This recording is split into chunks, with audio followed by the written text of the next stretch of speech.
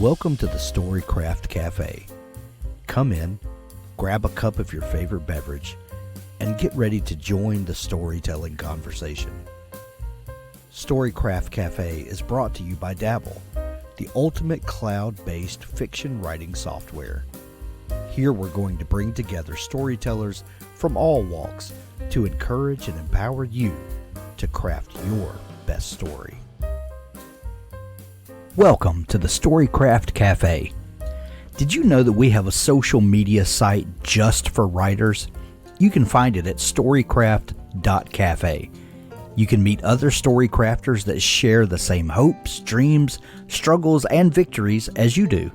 Join in the daily writing challenges, see when a new author interview is coming up, and join in the conversation and fun. Again, that's storycraft.cafe. Be sure to subscribe in your favorite podcast app and leave us a review if you don't mind. It helps others find us. Also, please subscribe to our YouTube channel. I'll drop a link in the show notes so you can find it easily. You can join me live as I conduct these author interviews, and you too can join in the conversation live as it happens. The interview that you're hearing now was recorded live from our YouTube channel just this afternoon. Elle Cosimano is a fantastic YA author, and recently she has been writing funny mysteries, and we have such a great conversation. Hang on tight. We're going to get over to our interview with Elle now.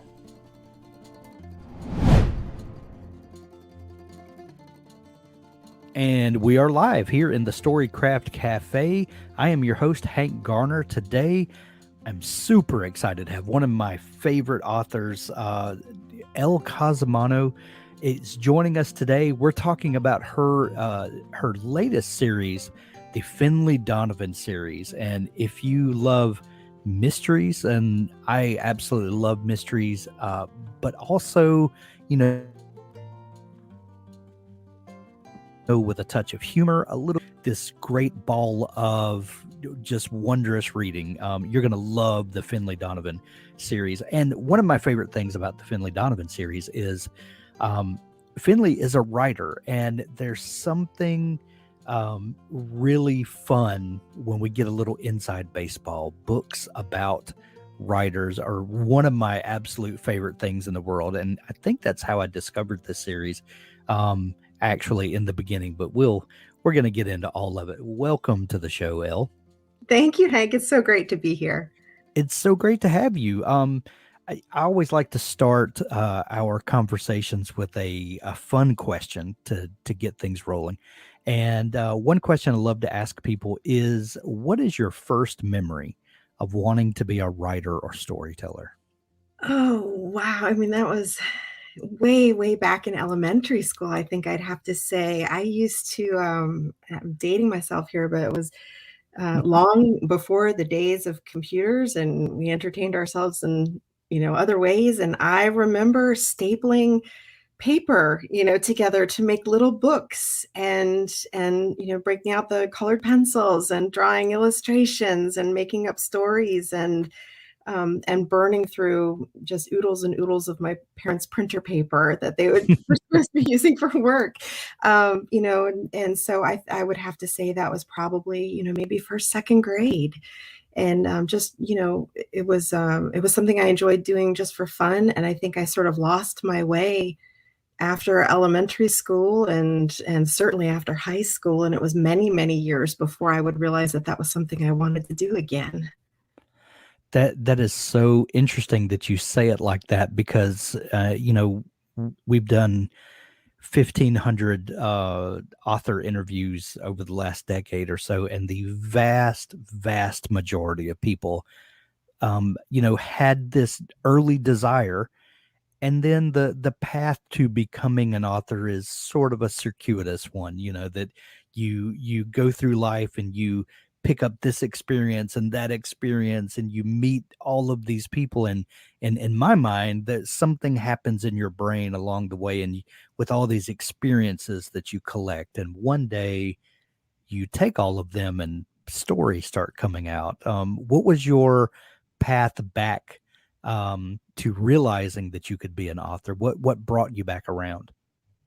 Honestly, I would have to say it was my mother. I think moms have this wild sort of infinite, awesome mom wisdom. They Right. see things in their children that we don't always see ourselves. And, it was my mother who sensed I was, creeping up on 40 and I was struggling. Was very good in my real estate career. I had a thriving career and I was miserable and feeling like I wasn't, being the best mom I could be, that I wasn't being the best career person that I could be, that I wasn't being my best self. And I guess, sensed this midlife crisis coming. And she was the one who suggested I take a sabbatical from work and write a book. And at the time, it seemed like such a selfish, irresponsible, wild thing to do. And I told her um, you know, I told her as much. I told her there was no way that I could do this. At the time, I was the breadwinner for my family.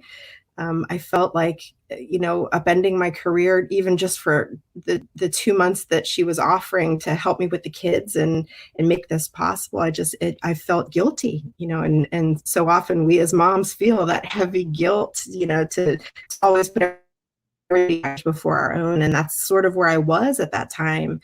And so I told her there was no way I could do this. And she said, just think about it. And I did. I went home and I thought about it, and then I couldn't stop thinking about it. And 2 weeks later, I called her and I said, we're going to do it. So, that was back in 2010, and I never looked Wow. back. So I have to ask you, when your mom made that offer, did you have a story idea in mind, or was it just a complete blank slate? Like, did you then start brainstorming, or was there a lingering idea that had been back there that you were just, maybe unwittingly, but waiting for an opportunity? I would say at the time it seemed like a blank slate. I was convinced it was a blank slate because I hadn't been talking or articulating any particular story that was sort of, you know, wiggling Yeah. around in there. But in hindsight, I think there are always kernels and seeds of ideas. I think storytellers tend to find them everywhere. Like, Yes. driving to work, listening to a song on the radio, whatever it is. I think in the back of my mind, there was always potential percolating there. I just didn't. And I didn't allow myself to kind of capture those seeds and do any organized thinking or structured thinking with them. And then as soon as she planted that idea in my head, it was like all of a sudden this, groundswell of little kernels started coming to me. And that's when I think I just realized I couldn't put this off. Like, the idea had taken root. This was something I needed to do. And then after that, the more I allowed myself to have those kinds of brainstorms, on my 45-minute commute to work, or, Mhm. in during lunch breaks, or, in the evening after I put the kids to bed, whatever time I could steal for myself, I found myself sort of piecing together little bits and pieces of stories, and it made me happy. It made me happy. So I felt like that was sort of someone I almost needed someone else close to me that I trusted to give me permission to do that for Mhm. myself. And that's one reason that I hate to ask people, where do your ideas come from? It's such a trite question because storytelling, they're literally flying around all around you all day, every day. It just, a writer can grab hold of any of those, and it takes root and becomes something. You like you said, you almost most people are just looking for permission, air quotes, that just someone to say, grab it and run with it. I love that story. Um, you, what was that first story that you wrote? And when, you, were able to take the time and to get working at it. And was that the first book that you published? Yeah, I almost feel guilty saying so, but it was. And it certainly wasn't published in its first iteration. I mean, it was a Right. story that I sort of needled with and worked out over and over again for a really long time. But it was the first story I drafted that summer. I took a 2-month sabbatical from work, and my mom helped with the kids. And every day she would send me to this little tiny office and tell me to go write a book. And at the end of every day, she would wait at the bottom of the stairs for my chapter, and she would read it and she'd say, "This is great, go do it again." And by the end of the summer, I had drafted Nearly Gone, which was Wow. a YA thriller. And at the end, when I typed to the end, I had a messy, horrible, awful, terrible first draft.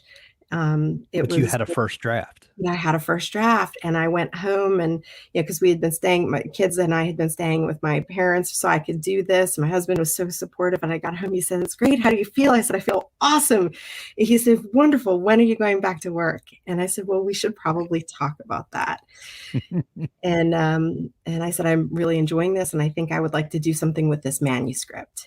And he said, "Well, are you any good at this?" And I said, "I have no idea." And he said, "Well, how do we find out?" So I ended up taking Nearly Gone to, which had a different title at the time, but I took it to a writing workshop, a publishing workshop, and got some great feedback from some editors and agents who were working there and kind of mentoring there. And the feedback was good enough that I felt confident trying to query it. And I was fortunate enough to get a bite on my first round of queries from a dream agent. And she was very honest with me. She said, "The manuscript is a mess." Mm. She said, "We can't submit it like it is, but I see potential in it. I see something glimmering in there. We just need to find it. Are you willing to rewrite this book?" And I said, "Yes, I will rewrite this book." And I did rewrite that book 3 times before she felt confident that I had figured out how to do this, how to structure a plot, and how to, create character arcs that would stand up, and all of these things that we learn through trial and error so much of the time. And so we ended up, more than a year later, going on submission to publishers with it, and that became my debut novel, which actually came out in 2014. Wow. So yeah, it was a 4-year process from concept to publication, but that was actually the very first one. Wow. Did you go back to work in that uh, intervening time? I did not go back to work, and I eventually did let my real estate license lapse, and I have no regrets. I feel like I found my home. Wow, I love it. I love it. You began writing YA. Was there any particular reason that you gravitated toward those types of stories, that way of storytelling, whatever it is that makes a YA writer a YA writer?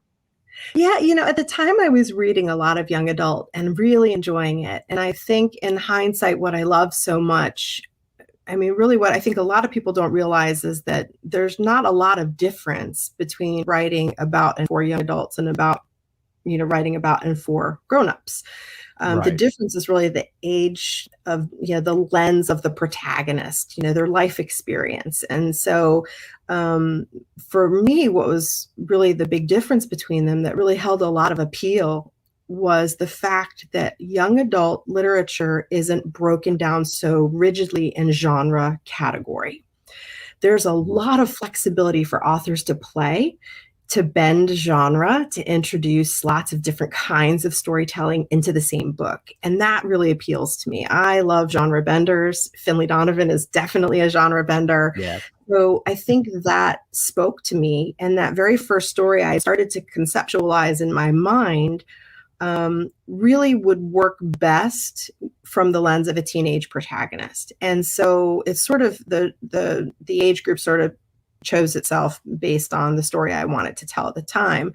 But what I've always loved about young adult is the freedom it gives me as an artist and a creator to not have to necessarily play by genre rules and still create a story that can be really marketable. And I think that was one of the biggest challenges that I ran into when we were trying to sell Finlay Donovan to a publisher.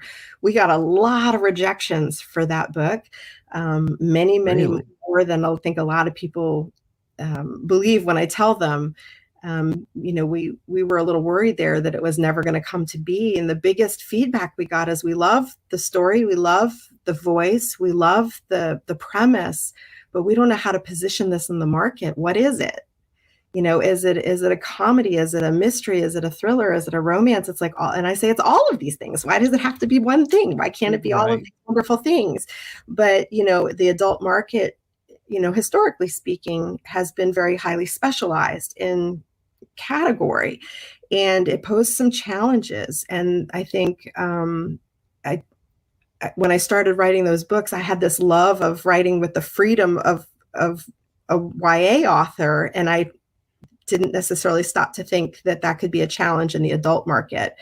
So I was very, very grateful that we were able to get it off the ground. But to get back to your question, I think that's what I really love about it, is the freedom. I've never heard anyone really break it down like that before, but that's one of my biggest frustrations. And I know for a lot of other writers that, finding, excuse me, got a tickle in my throat. The way that the adult market is so segmented, and I understand that in the bookstore, you need to know where to send people to find your book.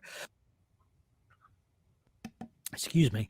But that's one of the biggest frustrations for writers, figuring out where your story lives. Yeah. And, one of the things that I'm sort of loving about where we are in this particular time is I feel like in some way, a lot of that sort of firm categorization came from the time when we all found the books that we wanted to read using the Dewey Decimal System or using category shelves. And now I feel like, especially with social media and the way we connect with other readers and through booksellers and with librarians, gives us so much more freedom to recommend and find books in different ways.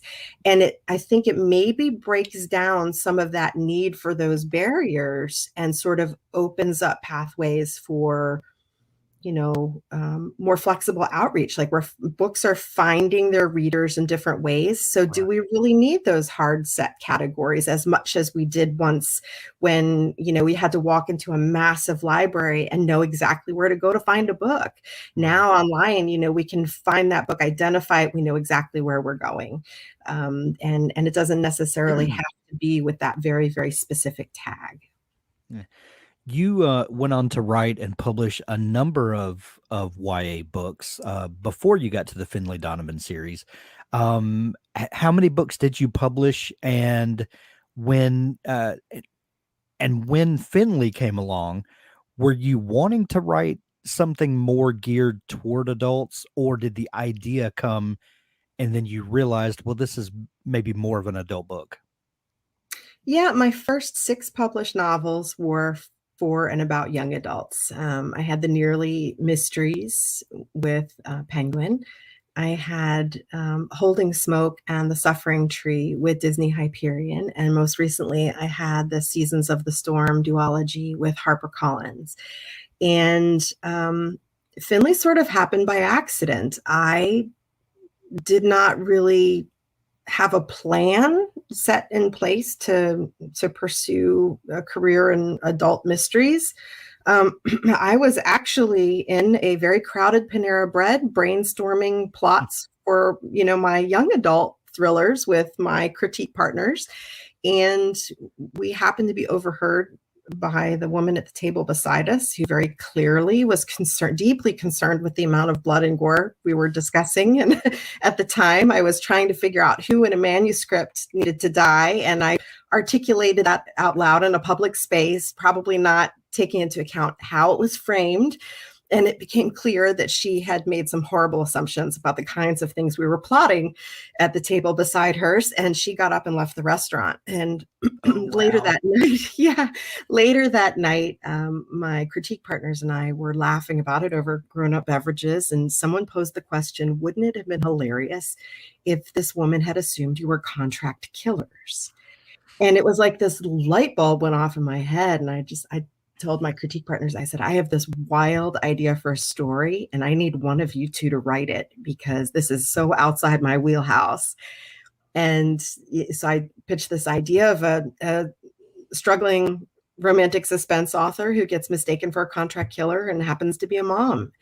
And they said, oh no, we're not writing this book. You're writing this book. And I said, I can't write this book. I've never written anything like this. This is like, this is very different. And they said, no, you can and you will. And we got in our pajamas, and there was a lot of bourbon and wine and junk food involved. And we were at our retreat, our annual brainstorming retreat, and we brainstormed Finlay's character arc and the rough pitch for the story. And that night, I kind of committed to trying it as a passion project. I didn't expect it to go anywhere. I was fairly convinced that it was going to be,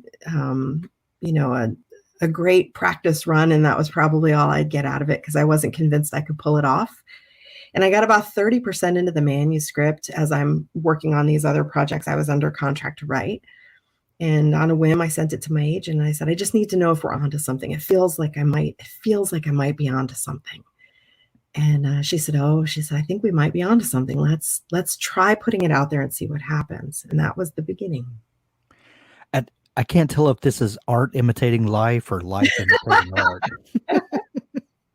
I love that. I love those aspects of the series. It's fun. When I first started this, I was at a very frustrated point in my publishing career, and it was kind of cathartic. The meta elements in the book felt very cathartic to write. And I poke a lot of fun at publishing. I poke some fun at agenting and publishing and writing and mom life and all of these things. And I think that's one of the things that resonates with so many readers is it's all very ridiculous, but at the heart, there's a lot of real in it. And so I think that's what I keep as my touchstone. I just try to keep coming back to things that are real.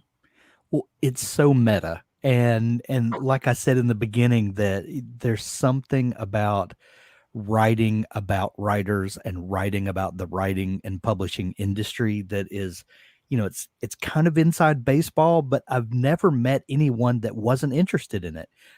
Even people that are just casual readers, they still, want to kind of look behind the curtain and see what's going on. And it's just one of these things that has obviously resonated very deeply with a lot of people.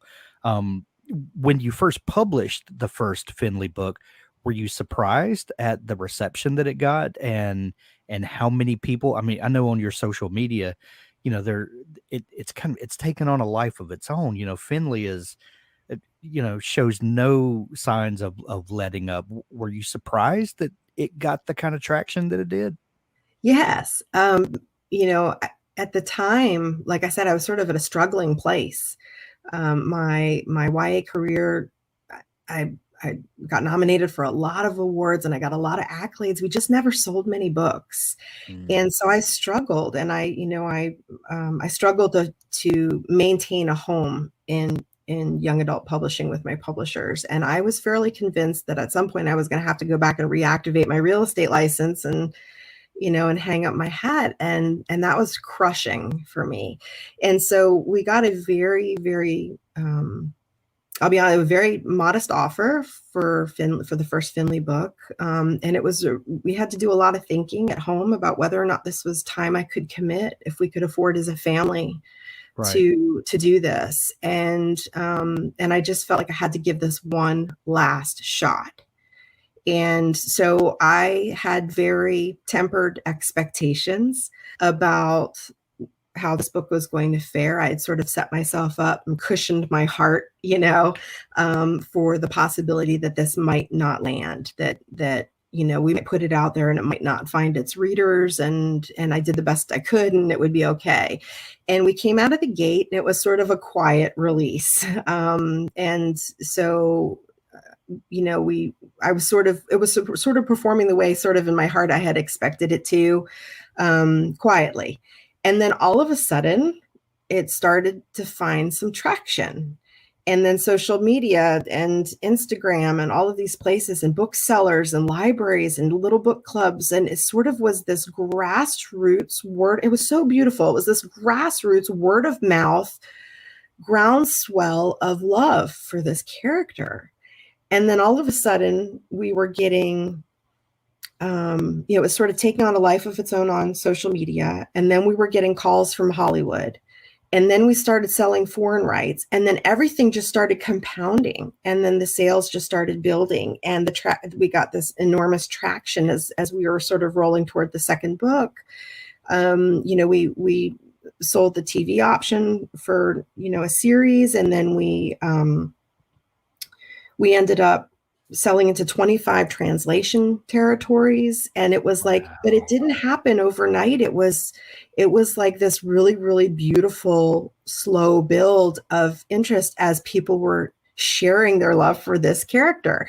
And we're still seeing it. It's still growing. It's growing every day. It's growing in ways I had never let myself dream of, or sometimes I still can't believe. And as we're cruising toward book 4 here, book 4 comes out on March 5th. We just contracted for books 5, 6, and 7 too. So there's no sign of this slowing. So there's no sign of it slowing. It's been really exciting. Well, Finlay to me seems to be the definition of a viral word of mouth book, because I remember when I found out about it, a friend of mine said, I just read this book.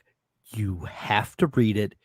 And she said, it was 3 or 4 sentences, I think. She said, a struggling writer discussing her book with her agent. Someone overhears them, thinks she's a contract killer, hires her. Everything goes wrong. You've got to read this book. And I was like, sold. And I think I downloaded it on my Kindle that night, and I was laying in bed and I was like, oh my God, this is hilarious. 2, I know these people in this book. And 3, it just, the story just kept on and kept on. And when I got to the end of it, I was like, I have to read the next one, and I knew that the second book was out, Finlay Knocks 'Em Dead. And I just couldn't get enough. When you were writing the book, did you see the series potential? I know that you've written a couple of other series in your YA writing, but most of them have been duologies, I think. And did you see the long-term series potential? Like you just said, you've contracted books 5, 6, and 7 now. What do you think about, taking this character and growing her and, expanding her world and all of that good stuff? Yeah, I think when I talk about sort of tempering my heart, when we first started down this road with Finlay, I didn't even know if we were going to have one book, much less a series. So Right. I didn't let myself dream that far. I was focused purely on what can we do with this one story. And when Minotaur and St. Martin's came forward with an offer and we were sort of having these conversations, they said, we could see this having series potential. And they wanted to make an offer on the first 2 books. And at that point, I had not even considered the possibility. And so they said, do you think you could make this a series? Because we're struggling to see like how could this work as a series? Can you talk about that? And at the point, I think it just took me so by surprise because I hadn't really let myself dream that big. And so I spent a whole night, I stayed up, pulled an all-nighter, a very Finlay style all-nighter that night, and sort of reimagined this from the point of view of a series and sort of rewrote the synopsis for the first book to make that work. And, at the time, I like you said, I had duologies before. That wasn't for lack of wanting a series. It was because those Right. first books just didn't sell. That was as far as we could go. And so I let myself dream through like the first 2 books. I was like, okay, I'm gonna, be enthusiastic enough to believe that we can do this through 2 books. And then, when we started getting all that traction, it was suddenly like, oh wow, now we really have to think of this in broader strokes. We need to think of this as a bigger story, and how can we do that? But there's a very cautious part of me that only allows myself to dream out as far as my contract. Yeah. And because we never know what's, the biggest question I get from readers is how many Finlay books are there going to be? And my answer is always, that's up to you. Yeah. It's As up to many as you will buy. as many as you will buy. And most people don't realize that, but it's really up to the readers. Yeah. It's up to the market. I would love to write them indefinitely and forever. But it's going to be up to the readers and their commitment, their loyalty to the series, how far we can go. So I try to educate as many readers about that as possible, that most series writers are at the mercy of the market. And so, yeah, I dream about a lot of Finlay books. I would love to write a lot of Finlay books. And for now, I'm just so grateful we get to do the first 7. Let's talk a minute about genres. And we talked a bit about this a few minutes ago, but you said that the thing that you loved about YA was that there are a lot less genre limitations. But when you start talking adult books, it gets really dicey, with what you're going to call this book. Really, more than what the book is. How are you going to market this book? That's and of course, you have to market truthfully. So the two need to line up. But you know what I'm saying. Yep. And as far as content wise, there's really nothing in the Finlay books that wouldn't be appropriate for a YA audience, other than the protagonist in the book is an adult, obviously. But how did you decide what to call this book? Because it's a thriller-ish. It's a mystery. There is a bit of romance. There is a lot of women's fiction, and just general fiction. It's the life of an American family. There's it has a wide appeal, and it has very narrow specific appeals. How did you start thinking about this, and what was the process to think through how to position this book and how to get the word out about it? Yeah, I think, you ask, how did I start thinking about this? I think the trick was I didn't. I just started writing, and I wrote the story the way I felt the story needed to be told. And at the end, what I ended up with was this hodgepodge of all these awesome things that made it so fun for me and so challenging for my agent. And so there wasn't a lot of thinking involved in the early stage, I think, because I was just sort of writing. I was writing this as an experiment. I wasn't really thinking in my heart. I really honestly didn't think this was ever going to sell. So I was writing to see if I could do it and to see if I could pull it off. And so I wasn't thinking.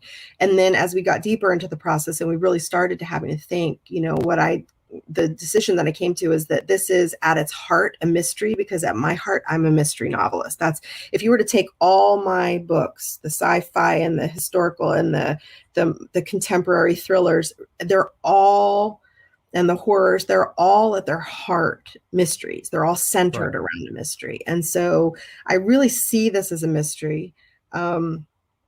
But it's also, like you said, it's so many other things. And I think that's one of the things that makes it so special. So when we went to submit it to publishers, we did call it a mystery. But we also were careful to point out that it was a lot of other cool things too. And then we decided that, it was really going to be up to the publisher that bought it to figure out how best to position it. And we were very grateful. I mean, Minotaur, you can't find a better team to find a way to position a mystery than the team at Minotaur and St. Martin's Press. They are fantastic. And they took this book that is so different from anything that they've published before, and they knocked it out of the park. They caught the whimsical, and fun elements with this fun, fantastic packaging and the cover and the title. They've got the, obviously the mystery market and the thriller market nailed down.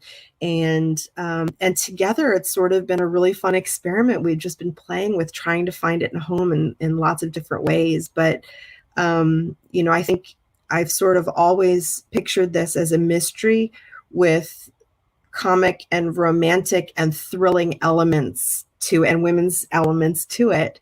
But anyone, I think the beauty of that is that if you ask anyone, it's something different. It's something Yeah. different to everyone. And I love that you mentioned that it's really appropriate for all ages. I have generations of readers, Yeah. teenagers reading with their moms who are reading with their moms, and they're doing it together, and it's so fun. I have lots of men reading these books, which is fantastic. I think my oldest fan letter came from a 93-year-old man, and my youngest fan letter came from a 13-year-old girl. And that Wow. right there to me The says it all. best. Like, it appeals to everyone. And so I think we just trusted that at some point the book would find an audience, and that audience would spread the word, and they did. Yes, yes, they did. When the second book, the follow up to the initial success, um, that book, it's been a while since I read it, so I'm remembering back, but it pretty much picks up right where the first book left off, didn't it? Then it's Every, almost a direct continuation. every book is a direct continuation. So Okay. I always recommend starting with the first one so that you don't spoil the fun for yourself as you go, because there are obviously going to be spoilers for the earlier. We try not to spoil the mystery per se, the Yeah. who done it, as much as possible, but there are going to be certain spoilers all along the way, because the books do piggyback off of each other. Almost, I hesitate to say it, but almost in soap opera fashion. They're very soapy in that sense. Yeah. That There's nothing wrong with that answer. I love it. And I Yeah. think it's so much fun. But the books do piggyback off of each other. The relationships continue to build. We draw upon a lot of the story building from the earlier books, although each book has its own whodunit to be solved, which I think is part of the fun too. That if you think of popular mystery series, Agatha Christie immediately comes to mind, and you've got all the Poirot mysteries, and they all contain at least him, and a lot of times, a loose cast of characters that go with it. But you don't have to read them in any certain order. But I love the fact that this is one big continuing story. Have you started working on kind of your master plan for books 5, 6, and 7, and kind of where this is? Do you have a big chart on your wall? Like a serial killer with with A pen murder in it? bird. Yeah, right. I love Or it. is it just organically growing? Um, you know, because at the beginning we didn't know how many books there were going to be, it was easy to kind of piggyback those plots in the earlier books, and expect readers to kind of jump in and sort of read them mostly in order. Yeah. And what we're realizing now is that as the fandom is growing exponentially and globally in ways that we hadn't really anticipated, we're sort of rethinking a little bit of that and trying to find ways to make it easier as we go through the series for readers to jump in mid-series. And so, without spoiling anything, I will say that at the end of book 4, we do close up a few arcs that we have drawn over the first 4 books. Yeah. And the goal, I think, moving forward, and this is a little bit insider information here, but I love sharing it. The goal moving forward is that we're going to try, I think, to make some of those later books feel more standalone, so that if a reader does come in, at book 6 and or is just discovering the series as they're passing through an airport, or Yeah. a library, that they can then go back and still keep up, and then go back and maybe start the beginning of the series. But we're starting to think of the series in a little bit of a different frame now, as we're seeing the long-term potential. Yeah. Well, I love both of those answers. I love the fact that you could come in and pick up anywhere and enjoy the read.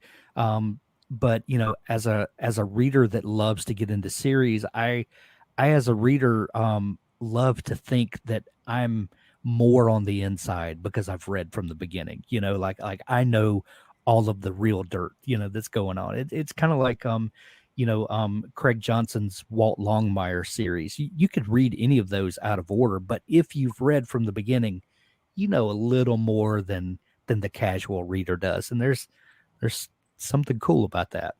Yeah, I think we've done a really fun job these first few books of sort of really delving into Finley's character and some of the side characters in the story. You know, her sister and her side, you know, her partner in crime, her sidekick Vero, and her romantic interests, and all of these things. So we've really kind of laid the groundwork for what's to come. And I love that readers who came in at the beginning have that inside feeling, you know, Yeah. moving forward. The in the beginning where you were just writing everything you were passionate about and then, would figure it out later if it ever got published. Um in writing the series going forward, are you more conscious of playing up the mystery aspect or making sure that you cover the romance aspect? Like, do the when you're moving forward, do the things that you set in place in the first one where you were just playing and just experimenting with things, does that become more of a point of tension for you that now I've established this thing, now I've got to make sure that I continue the way that I've established already? That is such a good question. It's very timely too, going into book four, because the central theme of book four is imposter syndrome, where, Mm, that's sort of when you talk about meta, there are stages of writing a series where some of this really reflects what we have going on behind the scenes. And there are, when you're writing a book that no one is reading and no one is buying, there's not a lot of pressure, and you right. can have a lot of fun and play and just realize, well, hey, like my mom and three of her friends read my book, so we're good. Yeah. But when it suddenly becomes very clear and you've got 25 publishers around the world, and you've got TV people looking to develop for script, and you've got readers who are coming at you with all of their ideas and their feedback and the things that they want you to incorporate in the story, and the things that they loved and the things that they didn't, all of these things, there are a lot of voices coming at you suddenly. And so there are a lot of pressures with that, especially with series, the desire not to let anyone down, the desire to maintain the bar, to keep raising the bar, which is tough. I mean, that's hard to do. And I think the I had to come to a place with myself, especially with this last book, as I was sort of facing all of these things, and say to myself, the touchstone, the thing I have to keep coming back to, is what I loved while I was writing that first book, was that it was fun. It was Yeah. fun. And if I'm having fun when I'm writing the books, the readers are going to have fun when they're reading them, regardless of where I take the mystery or the romance or the adventures and the shenanigans and the friendship and all these things. I could take it wherever my heart leads, as long as I'm having fun. And so that's where I keep trying. That's what I keep trying to come back to, is to turn off the voices. It's, turn off the reviews, turn off the feedback, turn off all of it as often as I can. Can't tune it all out, and there's a value in a lot of it. And I try to very selectively allow myself to sort of take some of that in. But at the same time, what I'm really trying very hard to remind myself is that Finlay at its heart is about fun. It's about joy. And as long as I don't lose my joy while I'm writing it, the readers will have their joy when they're reading it. And so I think that's the best thing I can do for everybody. Well, right now, you can pick up Finlay Donovan is Killing It. That was the first book in the series. Then followed up with Finlay Donovan Knocks 'Em Dead, and the third and newest release is Finlay Donovan Jumps the Gun. The fourth book, Finlay Donovan Rolls the Dice, will be out next spring, and then who knows what Elle is going to bring us after that. Elle, if people are just discovering you and just getting into this amazing series, where's the best place for them to find you online, follow along, and stay abreast of all upcoming news and all that good stuff? Great question. I have a website, ellecosimano.com. There's a fantastic frequently asked questions page, and we've got oodles of information there. We have book club discussion guides, playlists, recipes. We've got links to where you can buy signed copies of the books. All of that is there. I have a lot of social media pages. I think the most fun is Instagram. If you can find me on Instagram, my handle is Elle Cosimano everywhere. But Instagram, we have a lot of fun with Finlay Donovan on Instagram. We have a massive Finlay fandom there. We recreate covers, we share videos and reels and recipes, and we have a lot of bookish shenanigans there. So I'd say that's a really fun place to start. You can also find me on Facebook under Elle Cosimano. I'm still on Twitter, though not very often, and I've just opened a Threads account, so you can find me now on Threads. I'm sort of finding my way there. But yeah, and pretty much anywhere on social media, you can find both me and Finlay, and stay in touch and reach out. I hear from a lot of readers, and I really enjoy that. There's a contact page on my website. After you've cruised it and answered all of your burning questions, feel free to reach out. Excellent. And we'll link up all that in the show notes of this episode to make it easy for folks to find you, as well as we'll include Amazon links where you can grab the Finlay Donovan books or any of your books, and also visit your local bookstore and support local books. Elle, it's been so much fun chatting. Please come back again and let's do this again. I would love to. Thank you. It was great seeing everyone.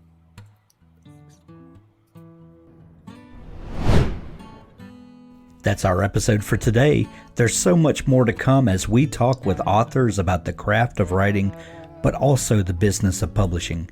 Be sure to subscribe to the Storycraft Cafe podcast in your favorite podcast app to never miss an episode. The Storycraft Cafe is made possible by Dabble. Writing a book is challenging. Your writing tool shouldn't be. Dabble is an easy-to-use online writing tool packed with helpful features that allow beginning novelists and published authors to create amazing stories.